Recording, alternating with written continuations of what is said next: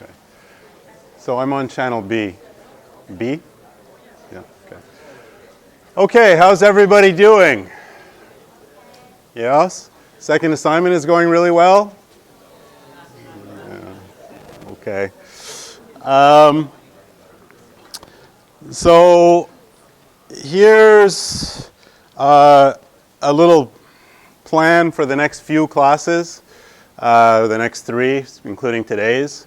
Today I'm going to teach you, we're going to do a whirlwind tour of hashing. Actually a topic that could be a course all unto itself. We're going to try and do it in an hour and 20 minutes, minus the time that I've wasted already. Next class, which is Wednesday, will be devoted to review for the midterm exam, which is Friday. So, so this is our last real class, and then it's review and exam prep, I guess. So before I begin, does anybody have any really important questions for me? Yep. Right up until the end of class today, we'll be on the midterm. Yep. I think that's up to 5 in the book, up to chapter on hashing.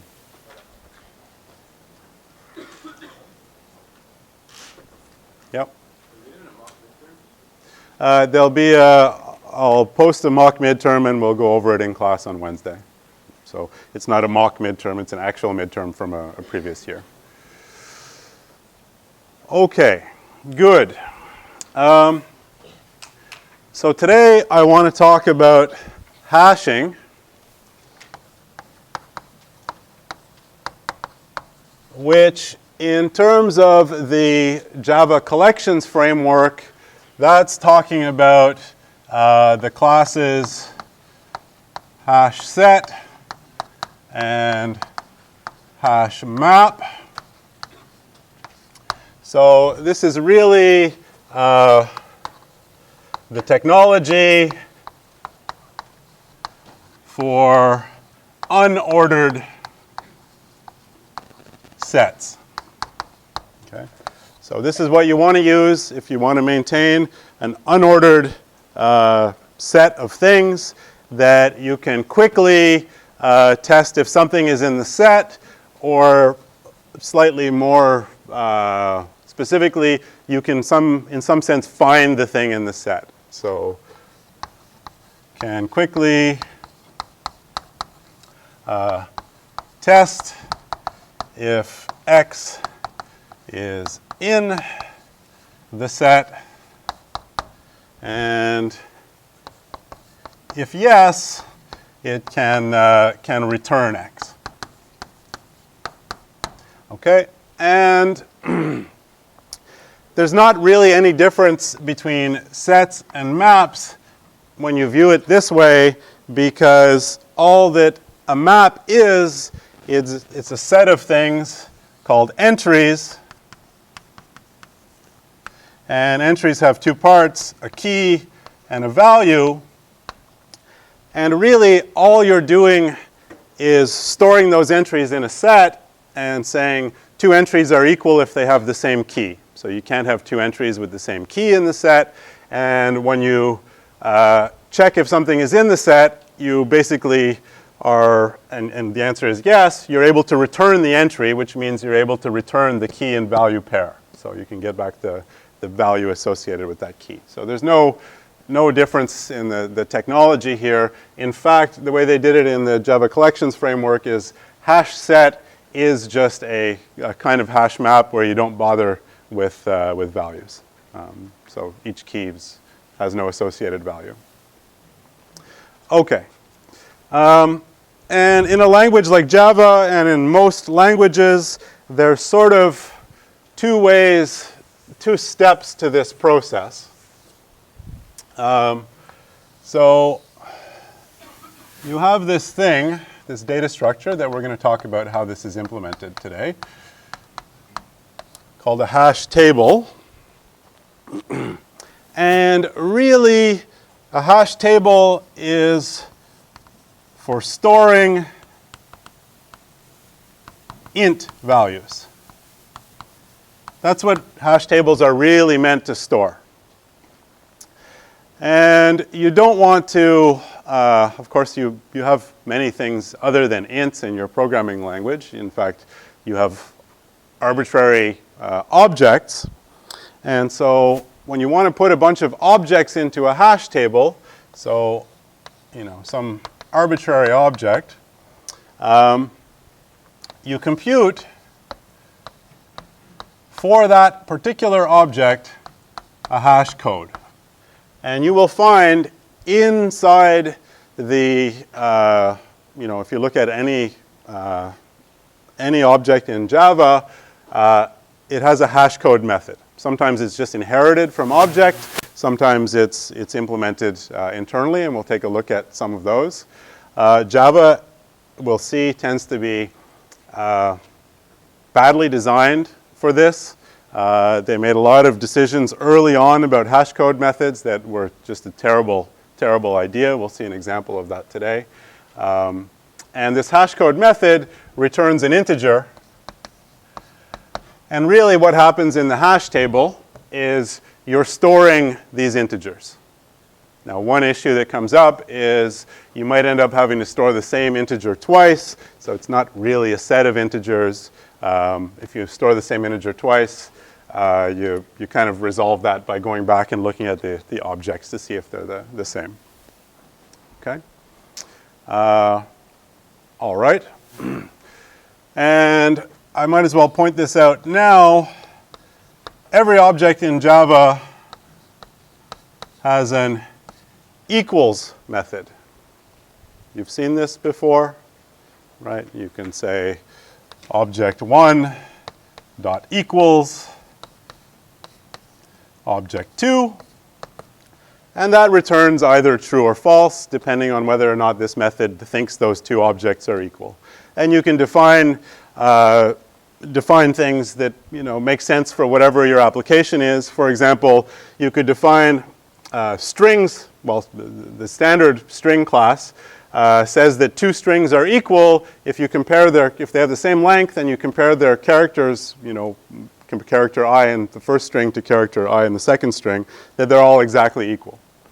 But you could define another string class where you would say that two strings are equal under basically the same definition, but when you compare two characters, you don't care if they're uppercase or lowercase difference. So you could convert them to lowercase and then do that comparison. That would be, a class called, insensitive, case-insensitive string or something. So you can define equals to be whatever you want.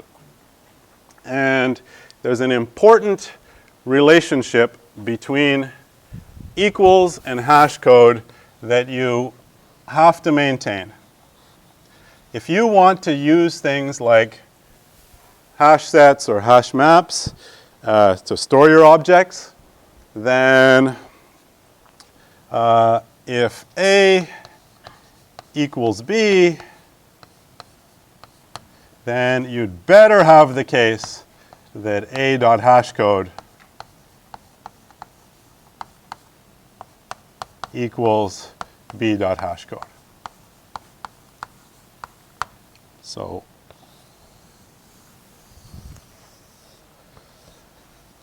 you must do this. Failing to do this means that you can't put those kinds of objects in something like a hash set or a hash map.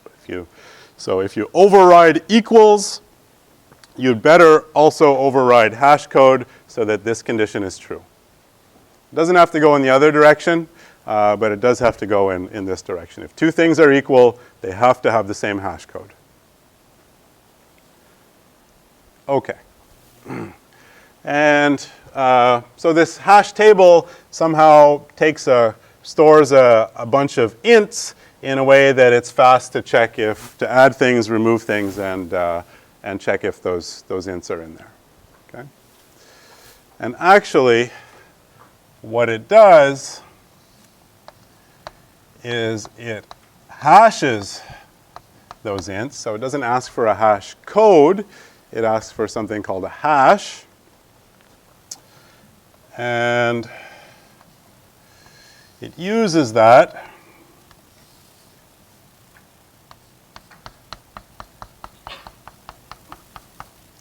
hash to look at, so this hash here, this object stores some table, or an array of size m. It takes that hash, which should be an element, an index into that table, 0 through m minus 1, looks into that position in the table, and if the object is stored there, or if this object is stored there, it should be at that position in the table. Okay? So it's sort of a two-step thing. There's an object, it has a hash code, which is an integer. Integers can have about, or ints can have about 4 billion different values.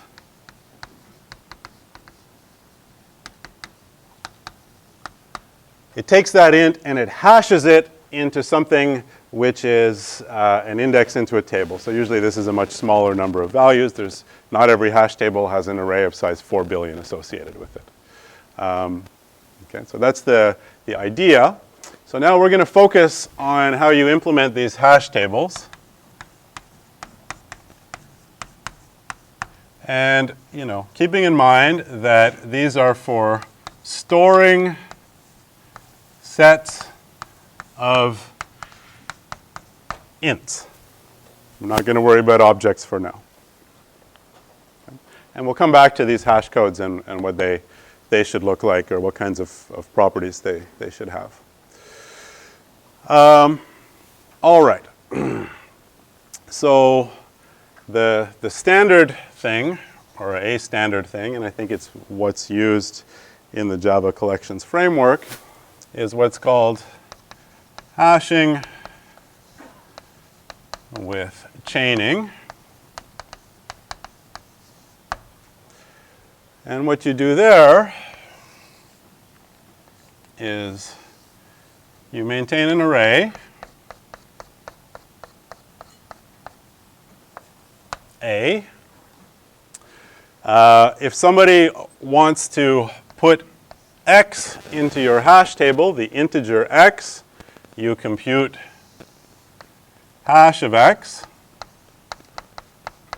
This array has length m. That takes you to some location in this array. And what's stored at that location is a list of things. So this is a list of items, maybe x1, x2, x3, x4. Okay. So everything with the same hash will get stored in the same list here. All right.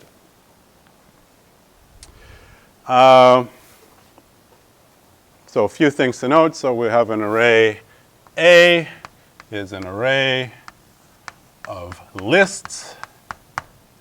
And we will maintain that, we'll define m by definition is the length of that array. And there's lots of different strategies we can use, but we will maintain the invariant that m is bigger than or equal to n, the number of elements in there, and it is less than or equal to 2 times n.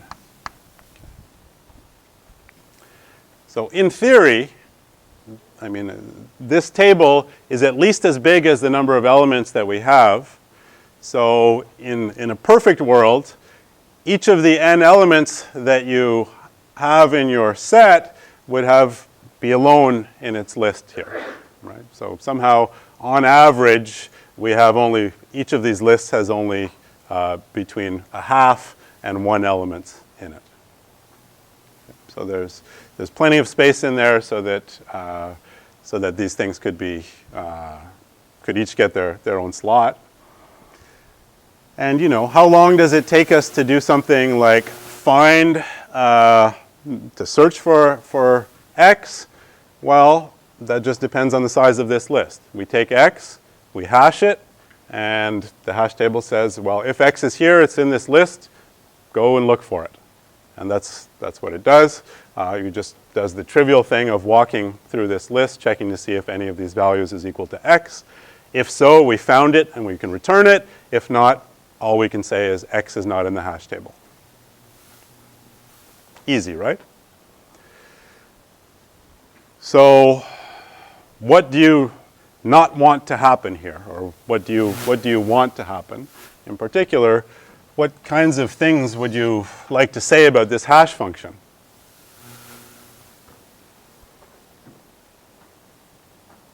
So for example, yep.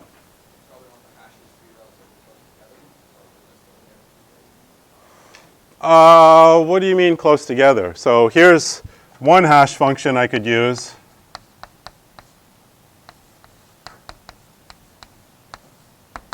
There's a potential hash function, return 0. So everybody's hash is 0. But what happens then? Yeah. What's that? Yeah. In fact, everything collides. So if that's the case, if hash of x is 0, then every time I put something in the hash table, so I mean if hash of x is always 0 for every value of x, then I put x1 in the hash table, it's going to go into this list. And then I put x2 in the hash table, it's also going to go into this list. So x1, x2, I put x3 in the hash table, it's also going to go into this list. And in general, all of the xn's, all of the x's, x1 through xn, will end up in one list up here. And if I try and search for something, then all I'm doing is searching through a list. That's not good, right? I mean, that's slightly worse than just using a list to store your elements, because now you have this extra step of hashing before you end up in the same list anyway. So somehow you don't want a hash function like this that just always returns 0, because that puts everybody into the same list. What you would like is a hash function that somehow spreads everyone out somehow evenly across this list. Okay. So, yeah. That would be great. So if you could get everybody in their own distinct list, then you'd have a situation that's called perfect hashing, where all you do is you wouldn't even need lists here. You could just store the elements directly in this array without even a secondary list. But that turns out to be hard to do.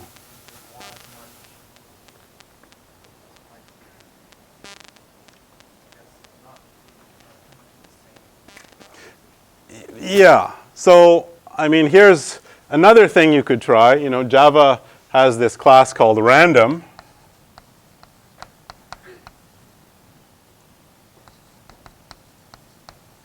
It generates random numbers. And you might say return r dot next int m. So this would give you an integer a random integer between 0 and m minus 1. That's pretty good, right? That'll sort of spread things around. What's the problem? Could you do something like hash code mod m? Maybe. Hash code mod m would be better. Something like that. We don't know much about these hash codes yet, except, what's that? It's an integer, but yeah, so mod m would be better. What's wrong with this? I mean, this looks perfectly random. Yeah. If for your overriding equals and you want a dot hash code equal. Well, don't worry about equals, and that's for objects. Now we're just assuming these things are integers. So what's wrong with hash just returning a random integer? Yeah.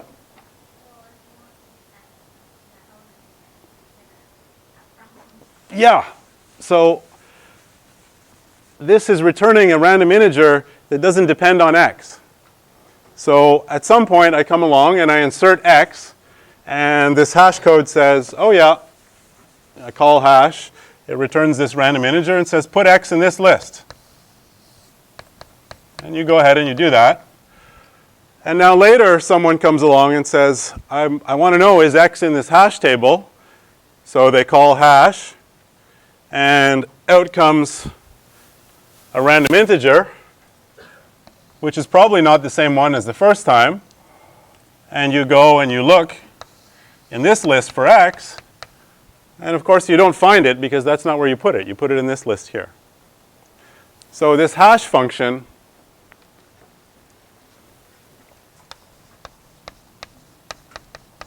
has to return the same value for the same input.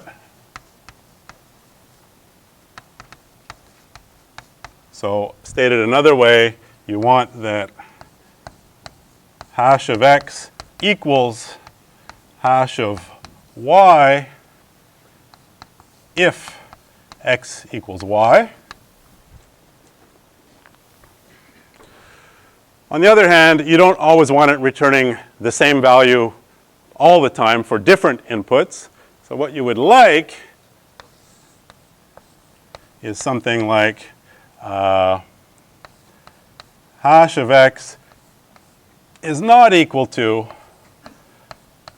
hash of y if x is not equal to y. That would be the perfect thing that the hash function could do. If you give it two different values, it puts them in two different slots in the table. If that's true for every pair x and y, that means everybody gets their own slot in the table. So this is necessary, this first condition. You have to always give me back the same hash value when I give you the same value x. So this part here is necessary, and it's necessary for correctness. The second part is kind of optional in the sense that it would be nice, not for correctness, but for efficiency.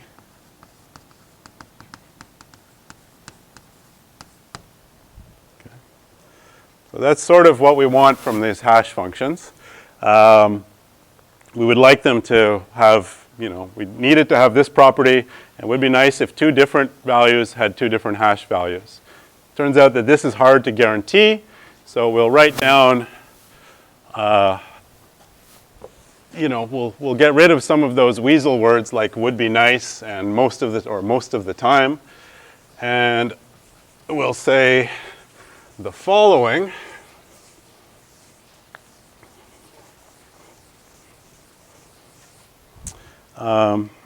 So we'll say something like,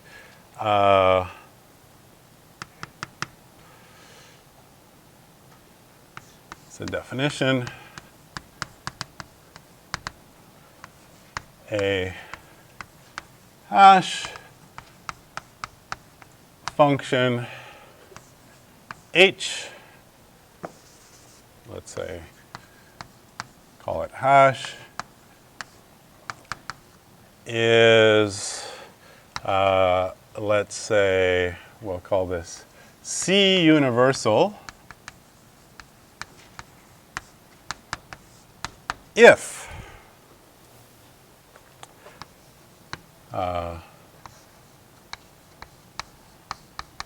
hash of x equals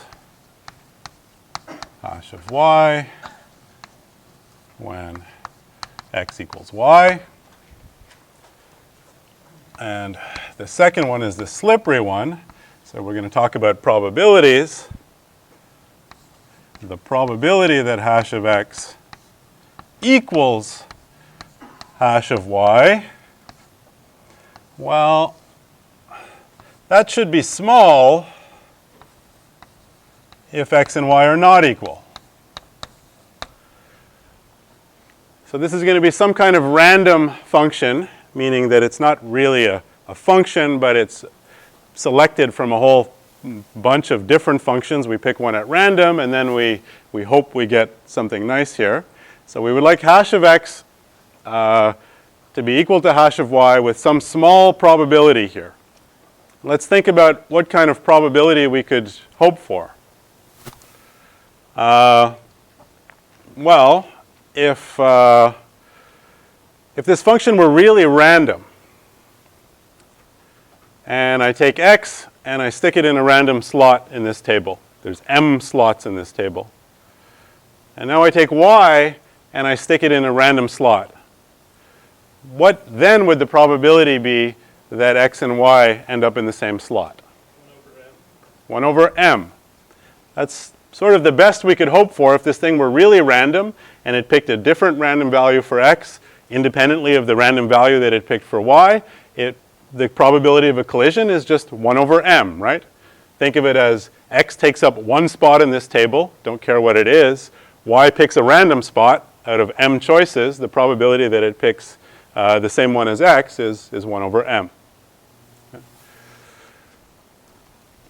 So ideally, I would like to say 1 over m here, but I've put a little c in this definition, and I'll be happy if that's true with c over m instead of 1 over m. Okay. So maybe c could be 2 over m or 3 over m. That would be okay with me too. All right. So let's now assume we have such a nice hash function. And we're going to try and analyze then the performance of this hash table if we have that kind of hash function. And then I'll show you one of those hash functions. Yeah, we can get rid of this.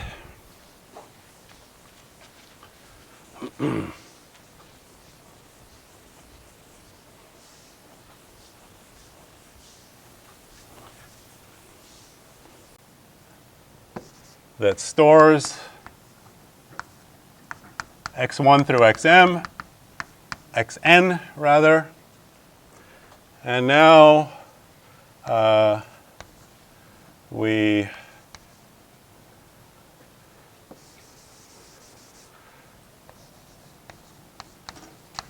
take some value x, and let's say that's not in the hash table.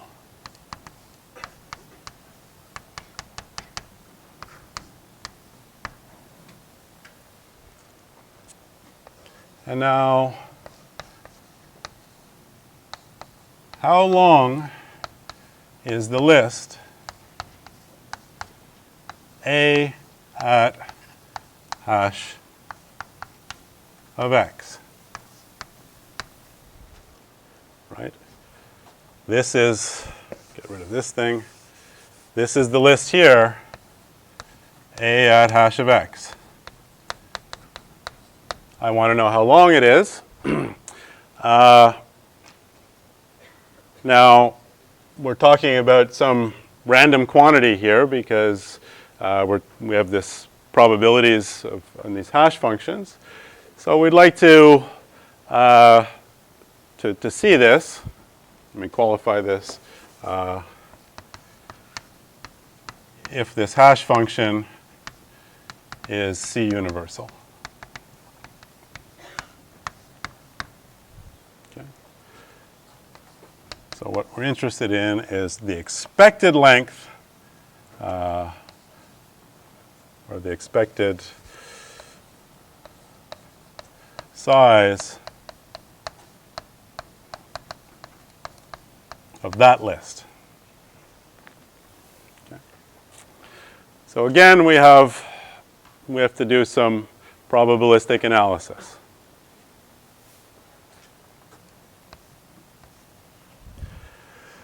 Well, if you have to guess right now how many elements you expect to find in this list, What do you think it is? N elements? Or in each individual? In one, in the list that, Like N over M then? that would be my guess. There's n elements total, x1 through xn. They are split across m lists. So the average size of a list is n over m. So that's the average size. But I'm not really interested in the average size because that was true no matter how the lists are set up. So in fact, that was even true when we stored everything in the first list. The average size was still n over m. It's just they're all in the first list. We're interested in the expected size of the list, the particular list that x ends up in. But if everything works well, we're hoping for n over m. What if we only have a universal hash function? What do you mean by universal? The definition is over there.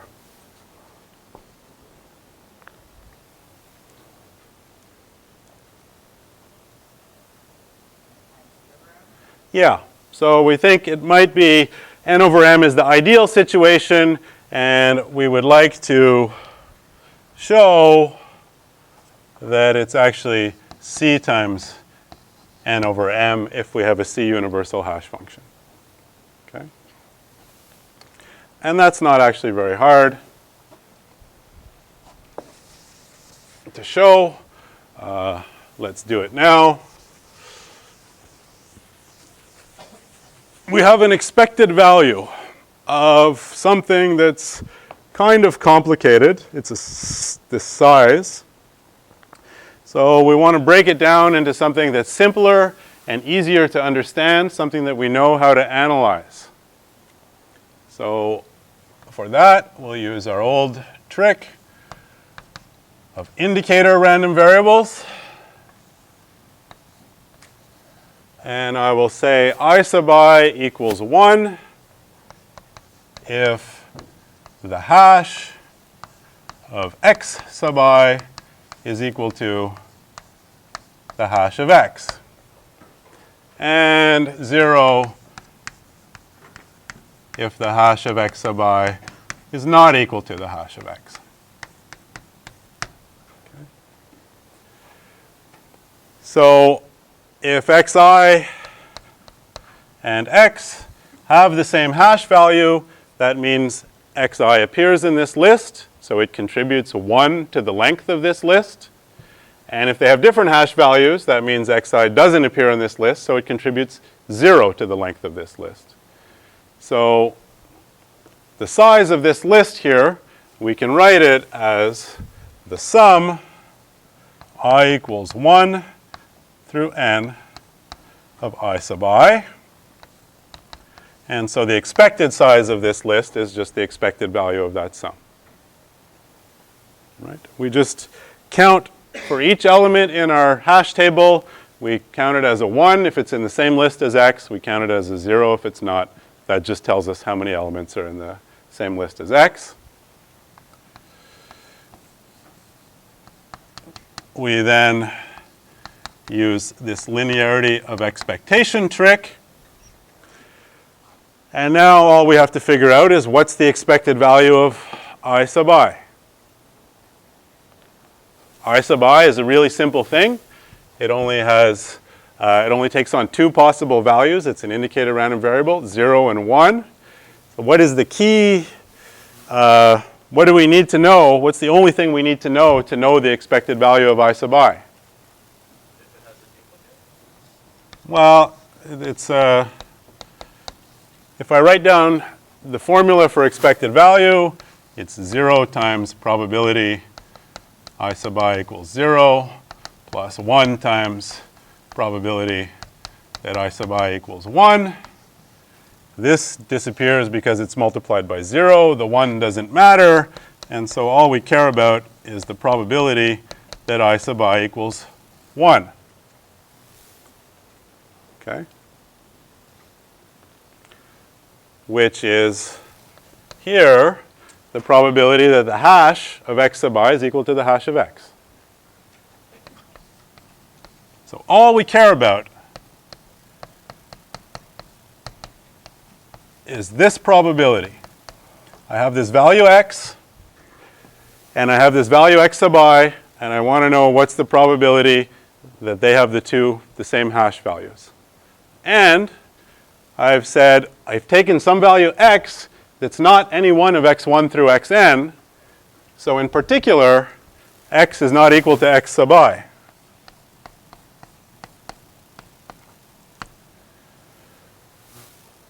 And that means that the probability that the hash of x sub I equals the hash of x is at most C over m.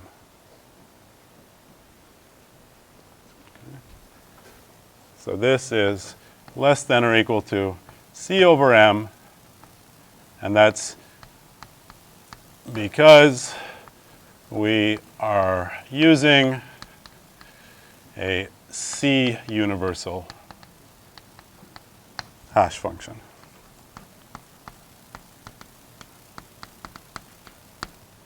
Okay. So we can finish here. We now know the expected value of I sub I. It's at most C over m. So this is just the sum of n terms. They're all the same, which is C times n over m. Okay.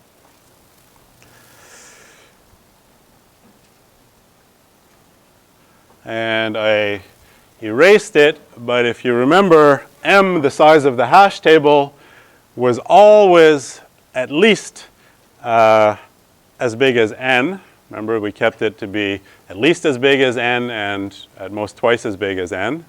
So that means that n over m is at most 1. So this whole thing is less than or equal to C. So when we go looking for x, we expect to find it in a list whose length is on average only C. So notice there's no n's and m's in there, no function of n. N could be a billion, n could be a trillion, n could be a gazillion. We still, after looking in here, we reduce it to looking into a list whose expected size is only C. Okay. So that's the magic of hashing, is by using this random functions, we take a problem of searching on an arbitrarily large set and reduce it to a problem of searching on a set whose expected size is a constant. And actually, I'll show you that you can get a constant 2 here. So you look at 2 different elements. And if you want, so here's our proof for this is what's called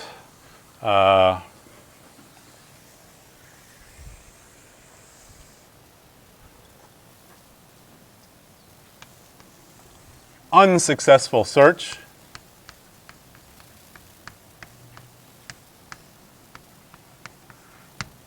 So that means that we're looking for a value x that is not in the set. We'll have to look on average at 2 elements before we realize x is not in the set. If x is in the set, you do pretty much the same analysis, except at the end you finish with well, the last couple of steps. Let me get a fresh piece of clean chalk. At the end, you finish with this thing being 1 plus C n minus 1 over m, which is less than or equal to C plus 1.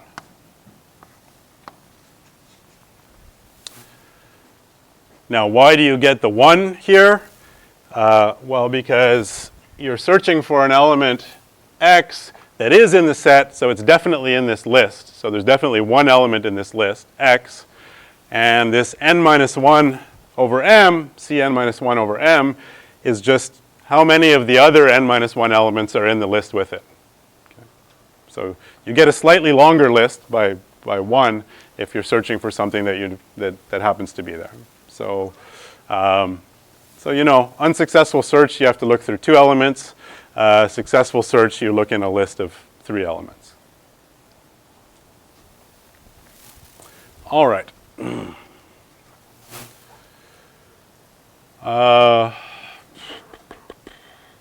Yeah. Questions so far?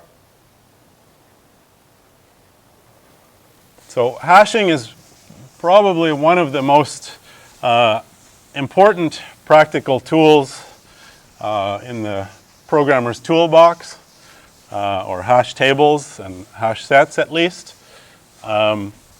Because, well, I mean, because they give you, you know, searches that are completely independent of the amount of data that you're storing, the search time. Their searches are not, how long it takes to search for something is not really a function of how much you're storing, it's just a function of how good your hash functions are. So let me show you one such hash function that is wonderful. Multiplicative hashing. Okay. So here what I have is so this is a hash input is an integer.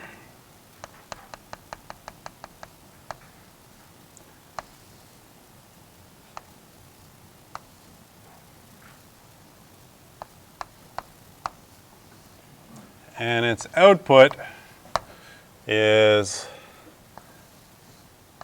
a smaller integer.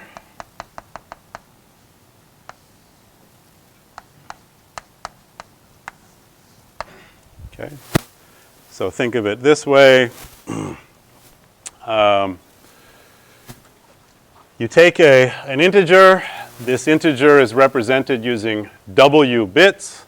So really common nowadays would be in Java, W equals 32, and more common in other places now, you've got W equals 64. So 32 or 64-bit integers. And it takes them down to, takes that integer and reduces its size to a D-bit integer for whatever value of D you want. So you take the value of D that you want. Okay. So this means, so this will be that I will use table sizes M that are powers of 2. M equals 2 to the D here.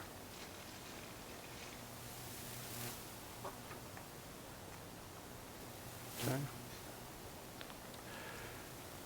So what does this function look like? It's pretty easy to write. Hash of x is equal to x times r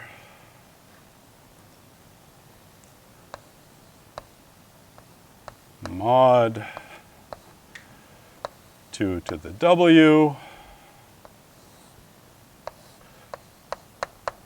div 2 to the w minus d. And what's r? This is really interesting, actually, the way that this developed.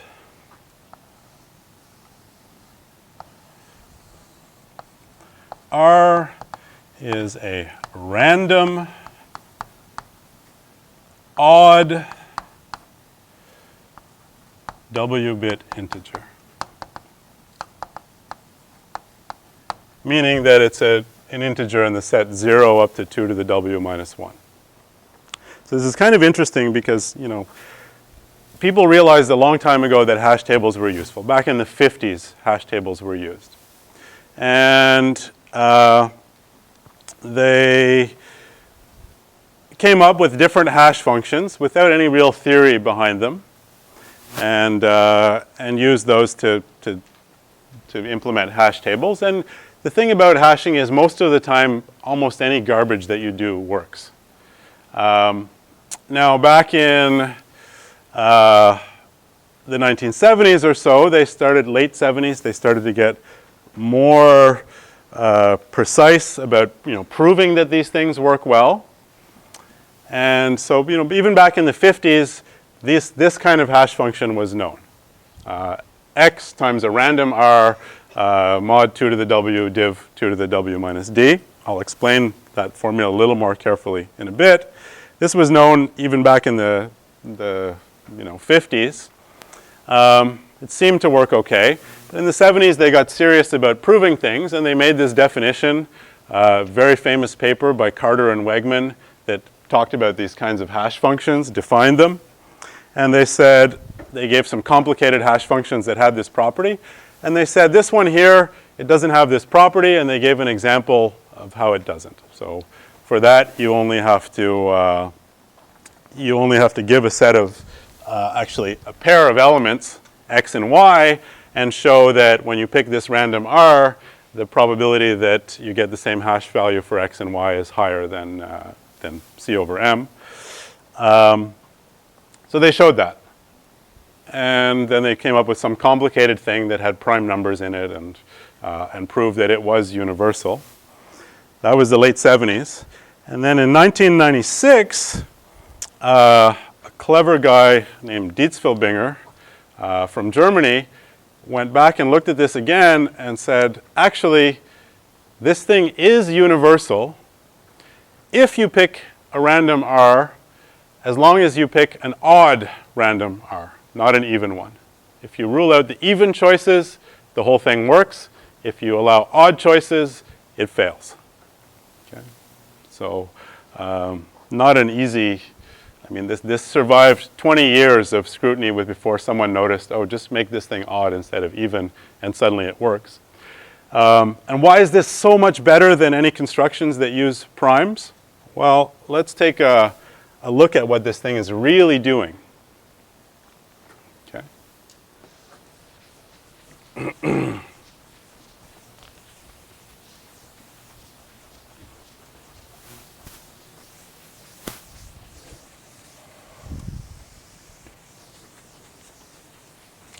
So I have an integer x. It's a W-bit integer. So I can write it down. Okay. W bits. I have a random R. It's a W-bit integer. All its bits are random except for one. Which one is not random? The last bit. R is odd, so this is always a 1. But the rest of these things are random. Okay? Now, if I take x and I multiply it by r, I get an integer. How many bits are in that integer? W, that is? Nope. If I take two one-digit numbers, let's say forget about binary now, and I multiply them together, how many digits do I get in the result?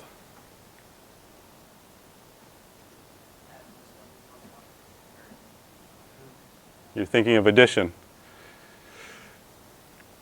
At most 2? Yeah. So if I take two one-digit numbers and I multiply them together, I get, in general, two digits in the result.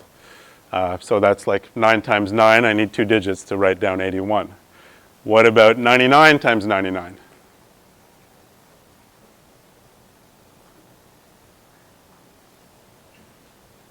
So I need 4 digits. And in general, this thing here is a much bigger integer.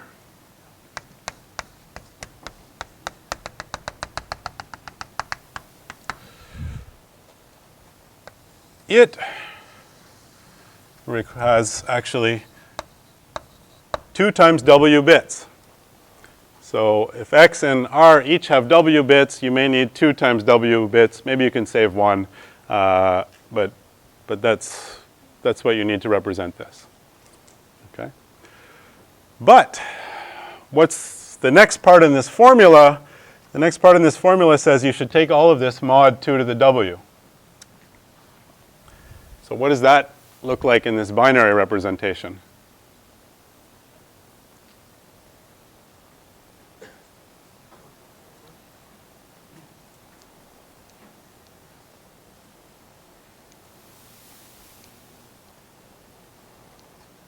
Yep. It means you divide it by the maximum, like you make it so that it's no greater than the maximum number of bits to the W. Yeah, and is that a complicated operation?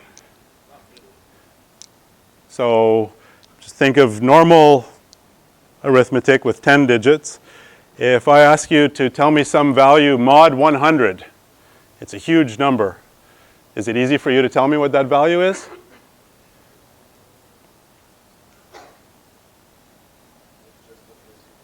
Yeah, it's the 2 lowest order digits.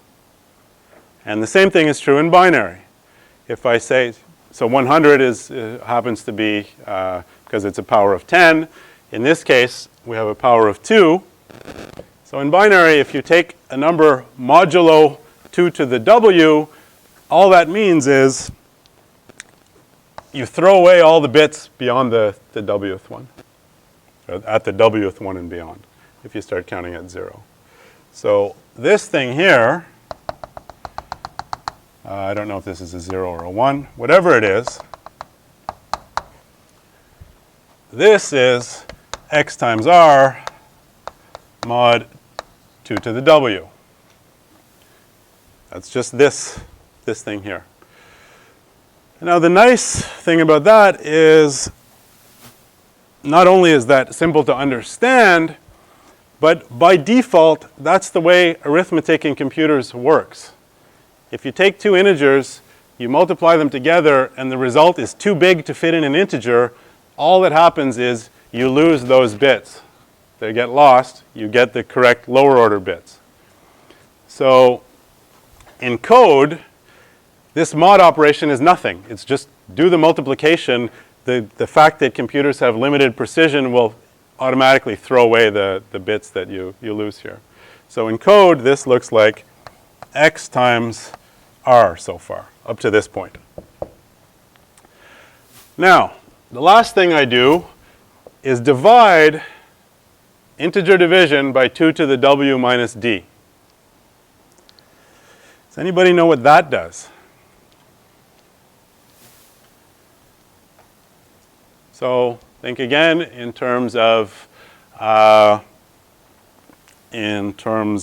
let's say, just the usual numbers, digits 0 through 9 that we're used to. If I ask you to do integer division by 100, is that a difficult thing to do? What's 999 divided by 100? Yep. You just move the decimal place, and it's an integer division, so not only do you move it, but you throw everything away to the right of the decimal place. So for us, the decimal place is over here. We move the decimal place W minus D positions, putting it here, and then we scratch this off. That leaves us just with these D bits here. That's the integer that we're looking for. And actually, computers are set up to have instructions for this. I mean, the actual integer that we're left with at the end is just the integer that you get by taking these D bits, putting them here, and then setting all these to 0. What instruction is that? It's in C, it's in Java, it's in all kinds of languages. It's a right shift. And so in Java, we have to specify we want an unsigned right shift, W minus D. So actually this formula here, hash of x, looks like this in code. You take x, multiply it by r, you right shift it by W minus D. Okay? Very fast. Right shifting, I mean, these shifting operations are about the fastest things you can do. There's no calculations involved. Unlike multiplication or addition, there's no chains of carries or anything. It's literally wires that take these bits over onto these bits. It's nothing, it's about the fastest thing you can do to, on a computer these days. Okay? So that function, it turns out, so this is, you know, in code it looks like this. Hash of x is just return this value. That's called multiplicative hashing, and I won't prove it, but if you're interested and you like a little bit of number theory. Okay. So if I take two values and different values and apply this multiplicative hash function to them, the probability that they get the same hash value is only 2 over m, which is the whatever value of d you want here. Yep. So where does the R come from? Like, how do you get the random? Why doesn't that cause issues with getting the same one again? It doesn't matter if you get the same one again. So the only thing that matters about R is that it's random and that it is independent of the data that you decide to put in your hash table. So depending on how paranoid you are, you can say, well, when I run my program, I will use some hardware source of randomness to get this random value R, which means that different times I run my program, I'll get different values of R. Alternatively, when you write your program, you can go to random.org and get one random value of R and hard code it in your program. As long as the person that's using the hash table doesn't look at that value of R and say, oh, I'm going to pick some stuff to put in my hash table that's going to mess this up, then you're still okay. The only time it's a danger is if the stuff you put in the table depends on the value of R. So the R is actually static for all that. The R is static for all. You pick R when you make your hash table, and now every x that you put in goes through that formula with that value of R. So you get the same value each time you get for each time you put in the same x, you get back the same output. So random function here means really there's a whole bunch of random functions. There's 2 to the w different random functions, different functions, one for each value of R. You're picking one of those at random. Okay. So that gives you, a hash table implementation where you get down to, so C equals 2 here. So when you go looking for x, you expect, if you find it, it's in a list whose expected size is at most 2. If you don't find it, it's in a list whose expected size, if you find it, its expected size is at most 3. If you don't find it, its expected size is at most 2. So really, really powerful stuff here. I mean, this is, put the whole universe in that hash table, look for something, and you'll only have to look through 2 elements to find it. Okay. All right.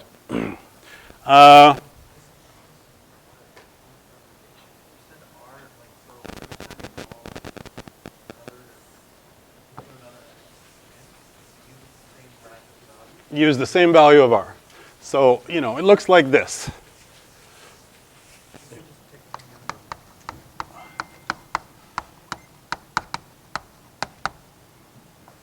You might say something like, so you have to create a constructor.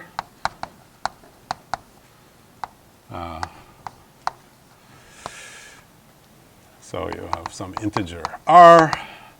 And then here you might say R is get some random number. Somehow, however you want to do it, go fetch it off the internet or get it from some hardware on the computer or whatever, and you OR it with 1 to make sure that it's odd, and that's it. Now this is the value of R you're going to use for the rest of the time. So add and remove, or in particular, the hash x function is going to return R times x right shifted by W minus D.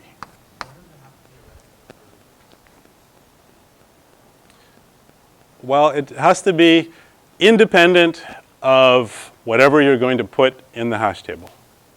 So, like for example, 1, the number 1 is a random number that doesn't provide a great hash function in this context. I mean, there's a chance you'll pick it, but there's a lot of then inputs that won't work so well with that. In particular, if you use the number 1, then all you're doing is taking x and right shifting it.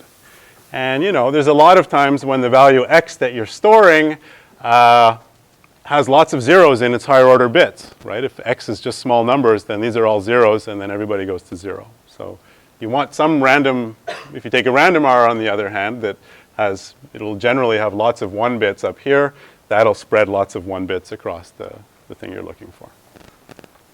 Okay. All right. So there's a method of hashing that works. Java doesn't use it, but at least now you know one that does work if you run into problems. So we've looked at this side of the thing, how you can use a hash table to store integers. Then there's the whole other side of the picture, is how you turn objects into integers, or how you implement this hash code method. And all I can really tell you about that is there are lots of good ways to implement hash code. So in general, what hash code has to do is you have some object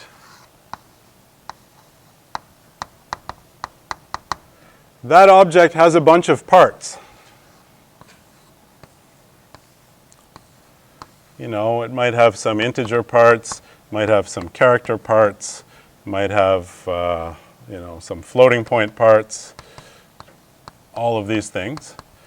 And you want to take all of those things and mash them together somehow in this hash code method, so that what pops out at the end is a single 32-bit integer.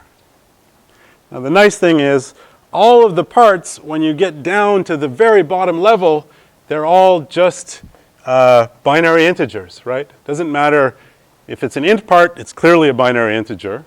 If it's a float or a double, well, you may or may not have learned that floating point numbers just are some way of representing, pretending to have real numbers represented using a sequence of bits. Those bits, you just pretend they're an integer. So all of these things are just bits that you mash together to get this int value. Okay. And if you want, you can read the book and see lots of ways of combining these things. Particularly sort of troublesome are things like strings, because yes, they're also sequences of characters, which are themselves sequences of bits, but there's a lot of them, so you've got to kind of mash up the whole string to make this, this hash code. So lots of good ways to implement hash code.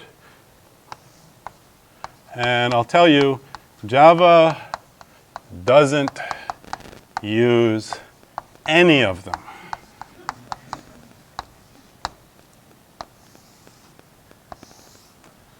Java sucks at this. It's so bad, it's unbelievable. So for example, Java has a long. Okay? So do you know what a long is in Java? Yeah. It's a 64-bit integer.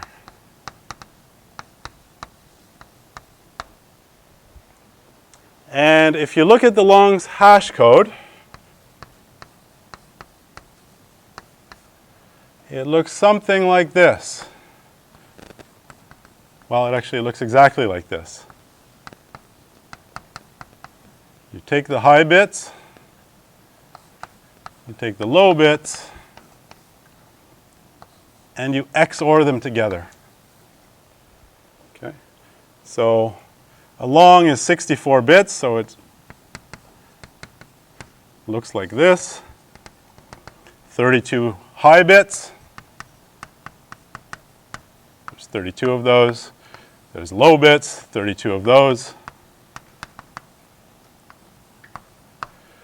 You take those two quantities and you just compute the bitwise exclusive OR. So if there's two ones at the same position, it's a 0. If there's two zeros at the same position, it's a 0. And if they differ at the same position, it's a 1. Okay. This is really bad. I mean, this is, really not good. For one thing, if the high bits equal the low bits are all the same for whatever reason, then you get the value 0. And it's not unbelievable that that kind of thing could happen, that the high bits equal the low bits. More likely is the high bits are all zeros, in which case all you have are the low bits, which is, again, not a great situation to be in. And Java's full of these things where, yeah, the way you make a hash code is you take the hash code of the parts of the object, so those are 32-bit things, and you XOR them together. And I'll show you now an example of that. So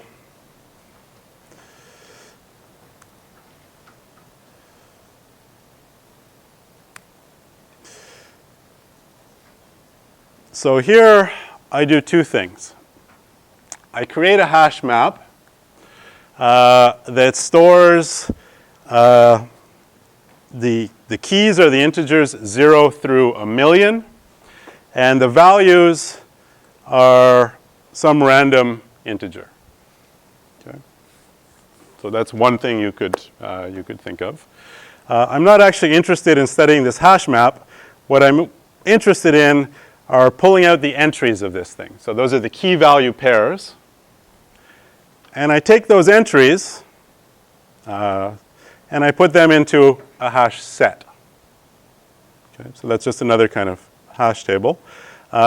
So, for every entry in the hash map that I created, which is sequential keys onto random values, I put that thing into the hash set. So let's run that.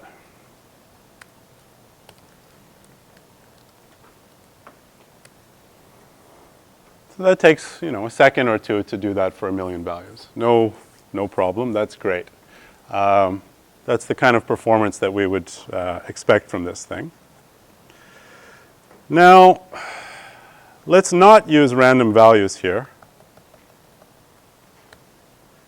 Let's take the value I and map it to the value I. So you think, why would I want a map that maps I onto I? Well, here's, for example, a situation where that kind of thing would happen. Imagine you're making a spell checker that offers some kinds of corrections. So, for example, in that spell checker, you would take every word in the dictionary and map it onto itself, because that's a correct spelling of that word. On the other hand, there may be a few entries that contain common typos. So TEH might map onto THE. But most of the entries in the dictionary are still I goes onto I for some word I. So it's not an uncommon thing to happen. So let's compile that.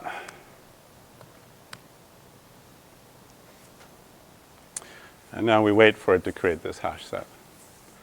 And we'll be waiting a while, because essentially all we're doing is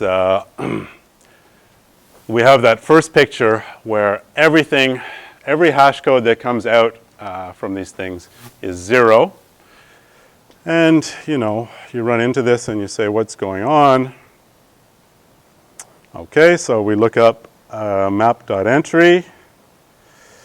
It's got some methods. It's got equals, set value, hash code. Okay, here we go.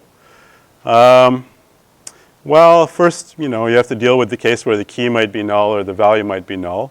That's not the case for us. Otherwise, you take the code of the key, you take the code of the value, and you XOR them. You XOR two equal values, you get 0, and now it fails completely, and it's still not done creating. But Java did such a bad job of it that there's a good chance if you're a serious working Java programmer that you'll run across one of these performance issues at some point in your career. It's good to know what's happening and what you can do to fix it. Of course, the easy fix, the fix that you should probably use is you just subclass whatever crappy class has the bad hash code and override nothing but its hash code. With something a bit better that you can read about in the book when you need it. Okay, let's leave it at that for now.